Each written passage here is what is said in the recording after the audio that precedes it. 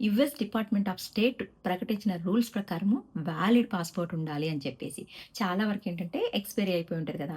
అలాంటి పాస్‌పోర్ట్‌లు చెల్లవు. Compulsory passport అనేది వ్యాలిడ్ అయి ఉండాలి. అంటే ఎక్స్‌పైరీ డేట్ ఉండాలి అని చెప్పేసి. అండ్ అప్లికేషన్ టైమ్‌లో పాస్‌పోర్ట్ నంబర్ ఇవ్వాలి. పాస్‌పోర్ట్ నంబర్‌తో పాటు పాస్‌పోర్ట్ బయోగ్రాఫిక్ పేజ్ స్కాన్ కూడా అప్‌లోడ్ చేయాలనమాట. ఇంతకుముందు సంవత్సరాలు ఇదంతా లేదనమాట. అండ్ రిజిస్ట్రేషన్ ఓపెన్ అయ్యే టైం కూడా లేట్ అవుతుందని చెప్పేసి. సాధారణంగా అక్టోబర్‌లో ఓపెన్ అయ్యే ఈ డైవర్సిటీ వీసా లాటరీ వచ్చేసి డీవీ లాటరీ 2027 కను కొంచెం ఆలస్యంగా ఓపెన్ అవుతుంది. ఎగ్జాక్ట్ డేట్ అయితే ఇవ్వలేదనమాట. సో, యాక్చువల్లీ ఈ రూల్స్ అన్నీ కూడా మనకి ఎప్పటి నుంచి అప్‌డేట్ అవుతాయంటే గనక ఏప్రిల్ 10, 2026 నుంచి అమల్లోకొస్తాయని చెప్పేసి. అండ్ ఇంకొక చేంజెస్ ఏందంటే అప్లికేషన్‌లో ఇంతకుముందు ఏజ్ ఇచ్చేవాళ్ళనమాట.